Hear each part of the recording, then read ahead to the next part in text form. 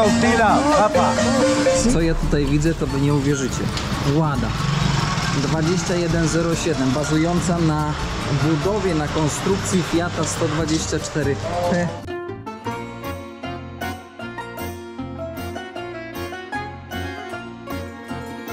Drodzy widzowie, już jest nowa dostawa książki Ludzie Drogi. Koniecznie kupcie swój egzemplarz. Możecie ją znaleźć na Allegro ze smartem 0 zł przesyłka. Czekam na wasze zamówienia. Lub tutaj na YouTubie w zakładce sklep możecie zakupić koszulkę do komunikacji bez znajomości języka i podróżowanie staje się prostsze. Jaki hałas! Witam Państwa bardzo serdecznie. Pozdrawiam. Czekajcie, bo coś pomyliłem. Nie pomyliłem. Pozdrawiam serdecznie z najstarszej miejscowości w Nikarague, czyli w miejscowości o nazwie Granada. Zaczynamy dzisiejszego vloga. Jest godzina 12, więc idealny czas na to i światło na to, żeby opowiedzieć Wam i oprowadzić Was po tym klimatycznym, kolonialnym, hiszpańskim niegdyś miejscu. Pamiętajcie, szanowni widzowie, stali jak i nowi, o tym, żeby zostawić łapeczkę, komentarz i rzecz jasna podać odcinek dalej, aby Sandał wędrował jeszcze i jeszcze dalej. A my zabieramy się za obserwowanie. Podkowa poleciała. Musi na szczęście. Bierz młoda podkowę. A i dupka urośnie od tej coli. Zobaczysz, seniorita. Powiem wam, że jak pomylę, dla starszej pani powiem seniorita, to się uśmiecha. Ale jak dla młodszej powiem seniora, to powiem wam, że naprawdę nie jest ciekawie. Naprawdę się obrażają, pomimo że ja nie jestem jakiś płynny w hiszpańskim. Miejscowość bardzo turystyczna. Dużo obcokrajowców. Nie wiem, czy dzisiaj w kadrze będziecie ich widzieć, ale no to jest jeden z takich punktów, powiedziałbym, głównych zwiedzania Nikaragły.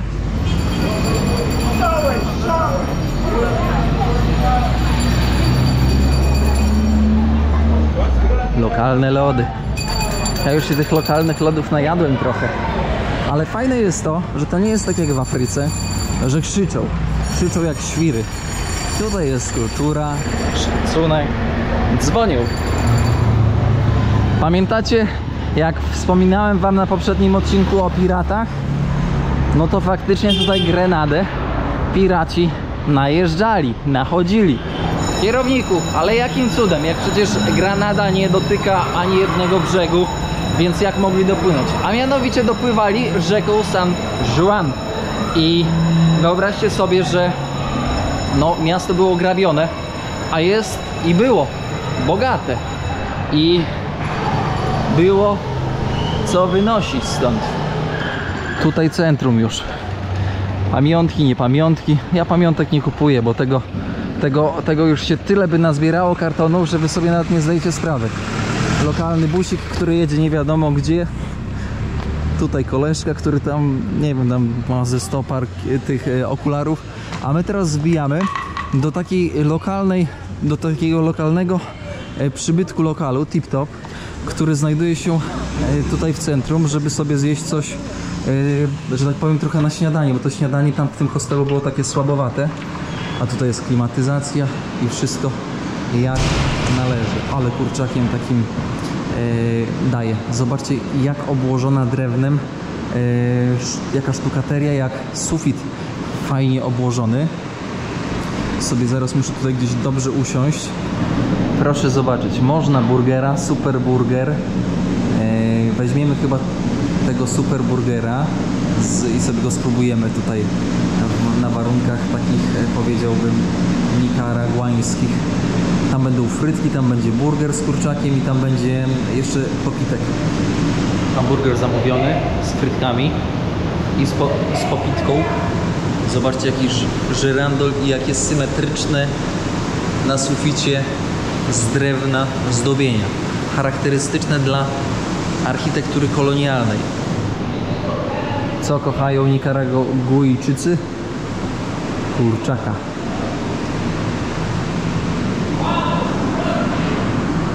chcecie zobaczyć ziomka, który sfiksował, to jest właśnie ten pan.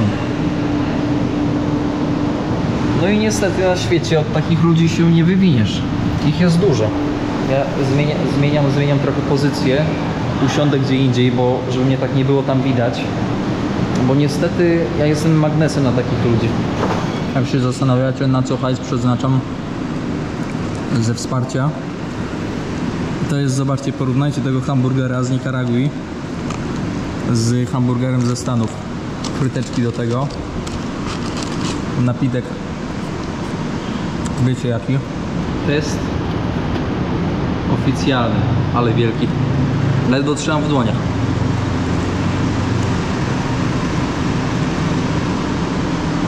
Te kotlety takie dziwne.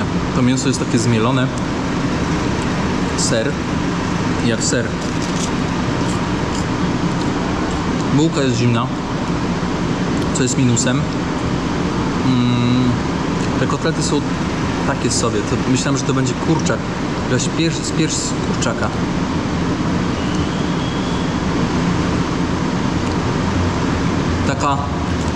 Taka piątka. 5 na 10. Nie jest zły, ale można by było go trochę inaczej zrobić.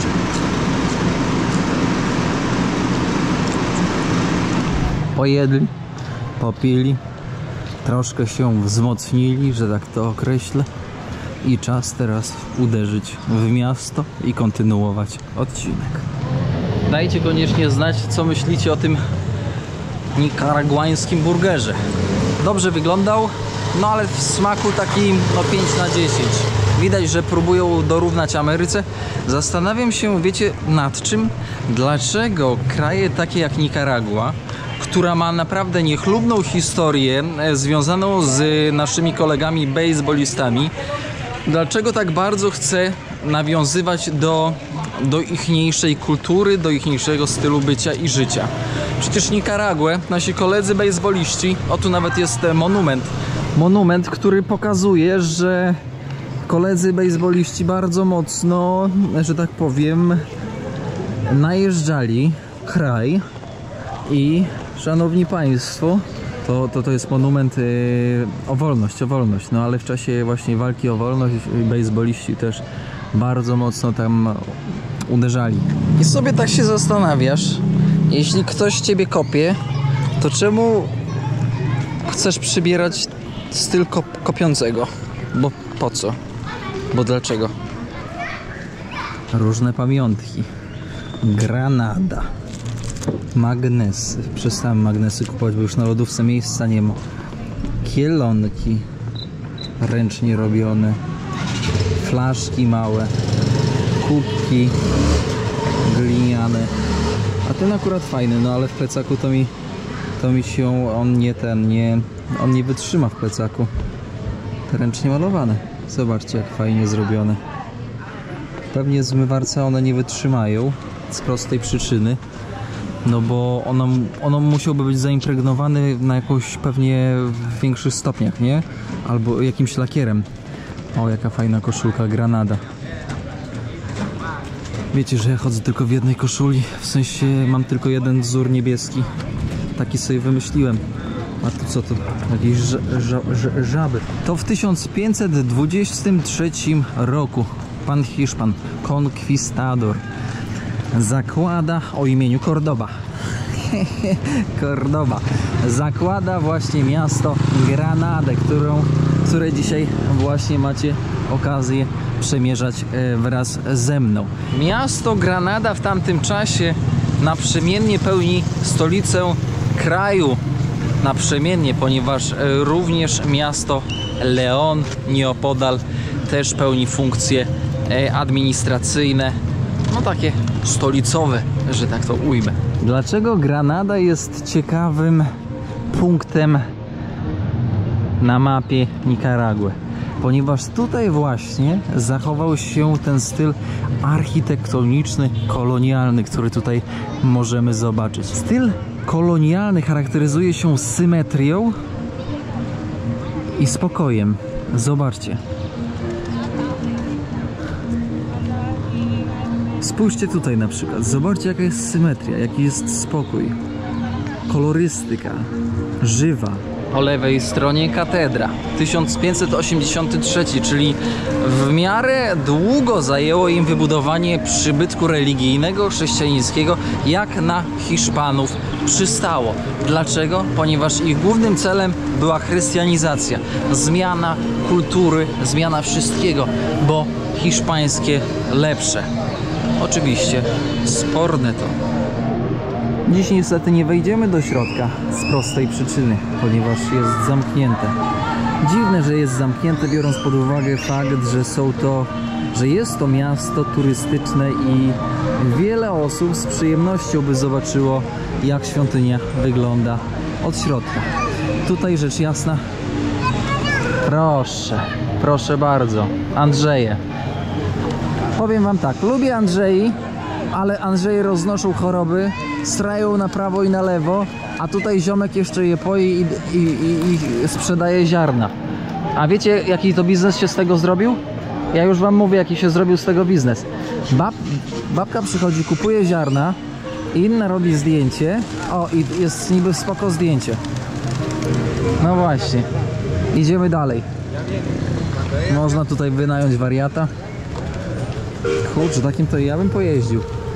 Na taki to i ja bym, moi drodzy, mógł się zapakować. Centrum, park, miejsce wytchnienia, miejsce handlu, miejsce spotkań, miejsce, w którym można zobaczyć cały przekrój życia. Usiadłbym na ławce, ale ławkę skroili, bo pewnie w piecu było trzeba napalić. Nie, no żartuję, śmieję się, ale ogólnie te miasta kolonialne wyglądają wszystkie tak samo. W centrum park, kościół, który przemianowano na katedrę przeważnie i ogólnie tyle. To tak to wygląda, no. Nie ma tutaj większej filozofii.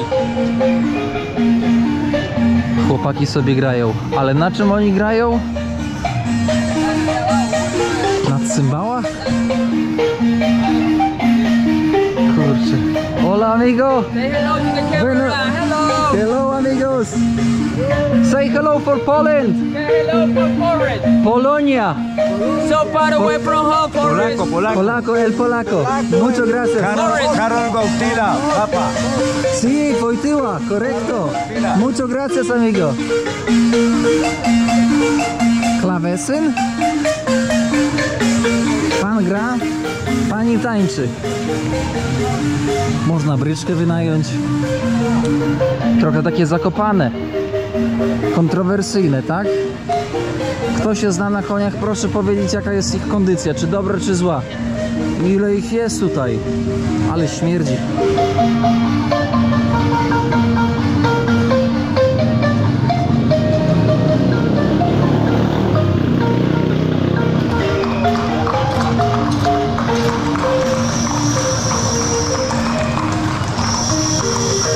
Na moje nieszczęście deszcz zaczął padać.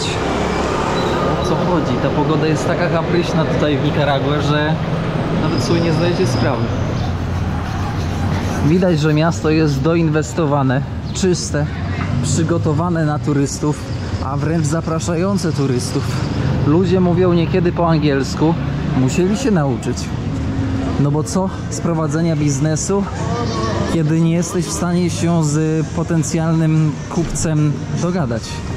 Zobaczcie, nawet można pizzę kupić na grubym. Ja głodny już nie jestem, zjadłem kurczakowego nikaraguańskiego kurczaka. Burgera z kurczaka.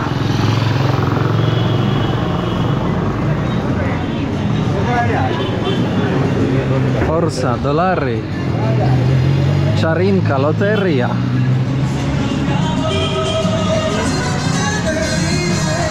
Pogapmy się na ulicy. To zawsze jest zarąbiste. El Portal, jakaś restauracja. Fajne jest to, że nie przebudowali. Zaaranżowali to, co mieli i dostosowali do tego, co potrzebowali. Więc to jest naprawdę fajne i takie autentyczne w tym wszystkim. I wyobraźcie sobie, że to nie jest tak, że to lokalni wyszli z inicjatywą, żeby coś takiego zrobić. To rzecz jasna musieli tak jakby nałożyć odgórnie jacyś mądrzy ludzie, ponieważ lokalni by nie przyłożyli do tego wagi. Lokalni bardzo często niszczą to, co mają, próbując wprowadzić unowocześnienia, żeby wyglądało nowiej.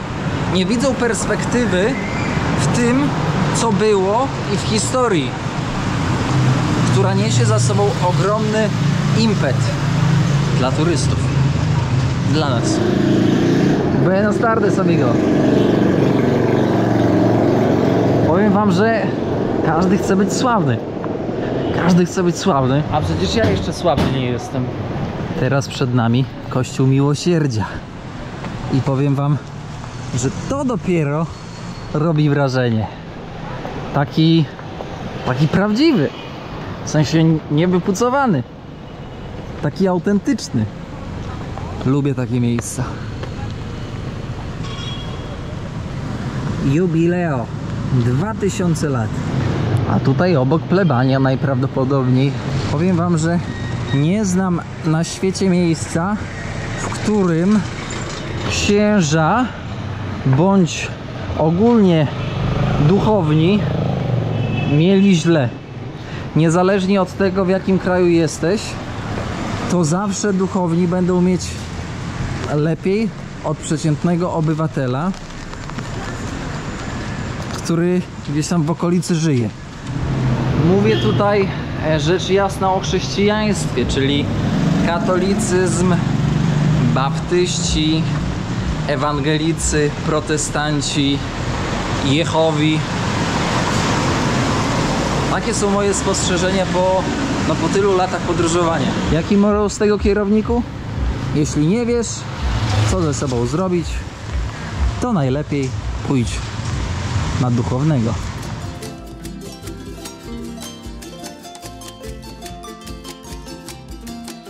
Niebieski kolor, zielony, żółty, fioletowy, niebieski kolor. Niebieski kolor, tak jak stosowało się niegdyś w Polsce. Po co? Bardzo praktyczna sprawa. W takim kraju tropikalnym, nie jak Podlasie czy Polska, ale jak tutaj Nikaragua, kolor niebieski odpycha owady. Woda, bo myślą, że to woda, więc odpycha je. Więc to jest praktyczne zastosowanie. Te wszystkie kolory na fasadach mają jakąś symbolikę. Ciekaw jestem, czy ludzie używając ich myślą o tej symbolice, ale na przykład zielony, no to jest bliskość z naturą, lasy tropikalne. Kolor niebieski symbolizuje spokój, stabilność. Kolor pomarańczowy bardziej taką energetyczność. Na przykład kolor fioletowy, który gdzieś tam wcześniej był na nagraniach, to nawiązanie do chrześcijaństwa, do Wielkiego Tygodnia, związanego z Wielkanocą, rzecz jasna.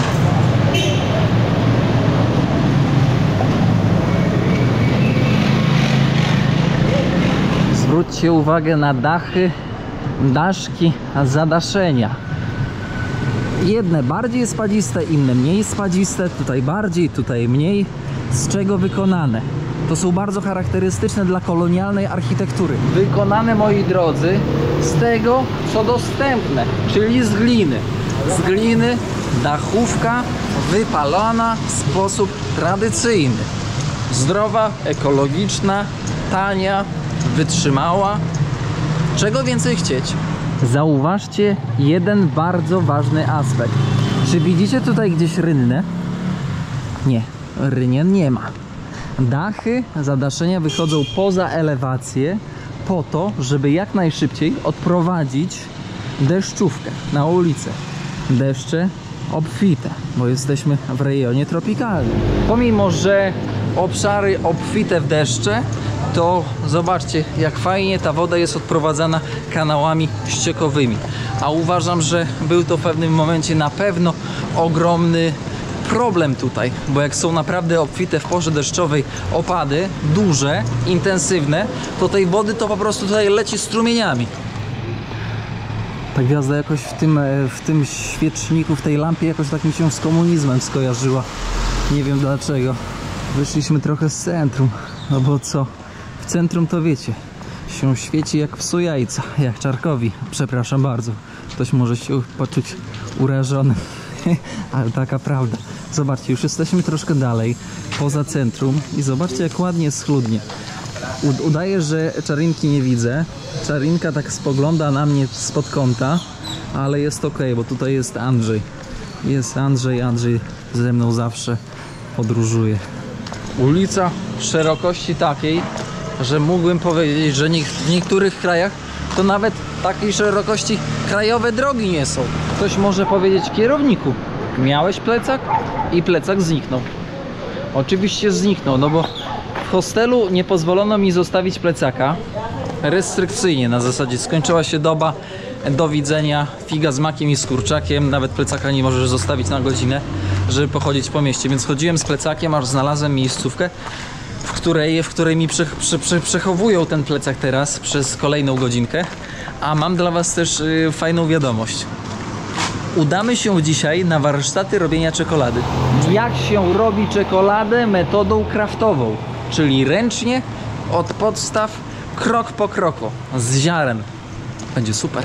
Cieszę się, bo wielokrotnie miałem okazję być w miejscach, w których uprawia się czekoladę, czyli w takich miejscach jak Nikaragua, gdzie ten klimat jest fantastyczny do uprawy tego typu roślin.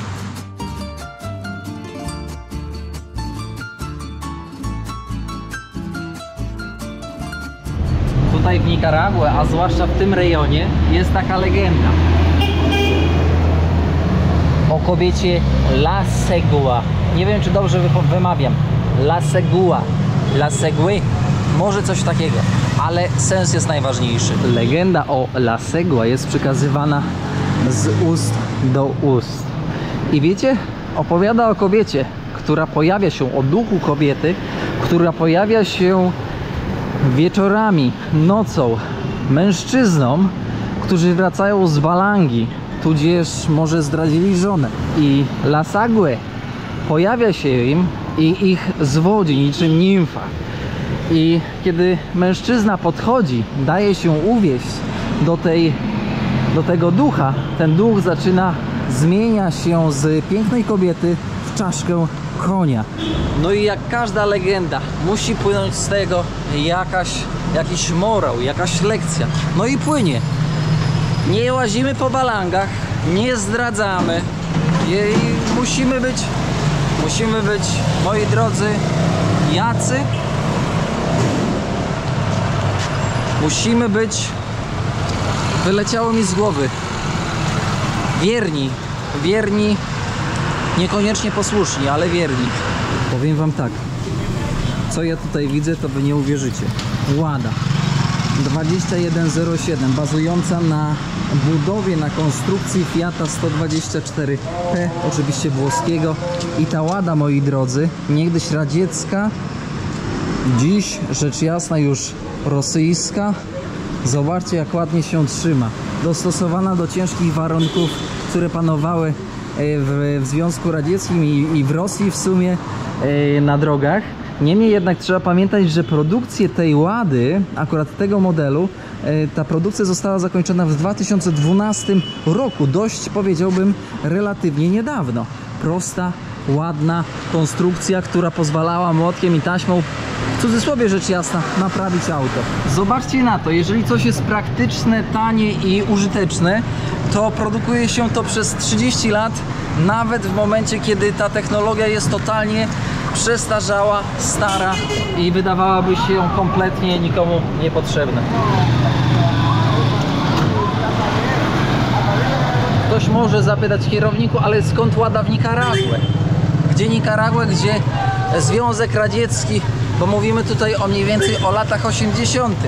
Słuchajcie, wbrew pozorom Związek Radziecki bardzo dobrze współpracował w tamtym czasie z Nikaragua. Wysyłał tutaj masę pomocy, łącznie z samochodami, tymi, które widzieliście. Ten egzemplarz to nie jest kolekcjonerski. Ktoś sobie go używa, bo jeszcze działa. Szkoła w budynku z 1913 roku, która wygląda dosłownie jak więzienie. Dokładnie. Tak ona wygląda. Zbliża się godzina 14, idę na umówione warsztaty robienia czekolady, które wam za chwilkę przedstawię, no i pokażę. Pokrótce oczywiście, tak żebyście widzieli, jak to mniej więcej wszystko wygląda. Sam jestem szalenie ciekawy. Kończymy odcinek.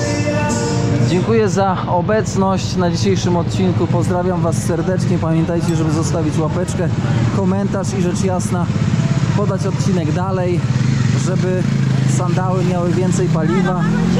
Ola.